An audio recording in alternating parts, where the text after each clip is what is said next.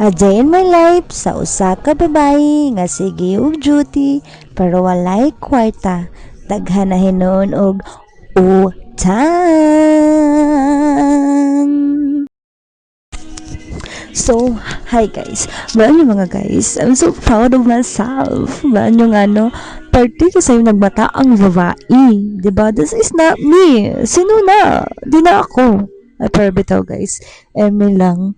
Actually, man good guys. Nagbata man good ko is mga 6:30 or mga hapit na mag 7. But that time mga te is mga 5 or mga 6 exact is nagmata na ang babae and for luto na siya og sudan. Like, kinsa ang nagsulod sang lawas sang babae. Si kinsa. Kay di na ako. Wala ko galuto. Charot. Pero ito guys, very productive lang ang lawas ko. It's because for the early na ugmata and for the atiman na ang babae sa mga tao. Like, what the heck?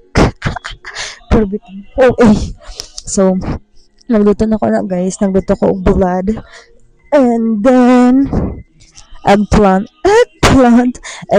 na may talong, then ang iban is giprito ko. It's because wala lang, naga-crave lang ko og talong nga giprito kag gibutangan sang itlog.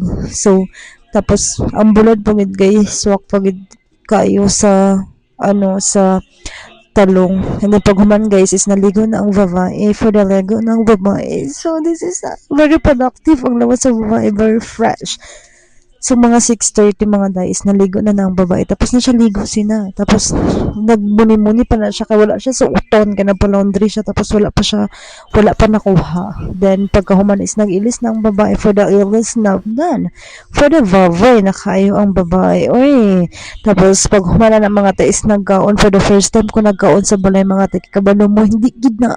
Wala gid ko kakaon sa balay. Wala gid ko kakaon kay lagi. Dugay na magmataba. Tapos, wala na gid oras para magkaon tapos wala po sudan. So very very happy lang kan nakakaon ko sa balay tapos nakaluto ang babae tapos for the pray pa na siya kay because dapat permanente mo mag-pray guys pag mag-ampo dili pwede nga lang. So nakaonan na siya and then grabe guys kasarap po ng kaon ko kaya lagi man kaya ang babae kay for the first time. Tapos pag-abot ko pagod sa working place ko sina mga te is nagkaon sila tapos wala akong nagkaon sarap pagkaon ba tapos usually manggod kay dito na ako kakaon sa working place ko but that time is wala gid ko nagkaon kaya lagi nagkaon na ang babae. Dapat magkaon ang babae kaya nagluto siya tapos hindi siya magkaon. Bakit? Wala lang tong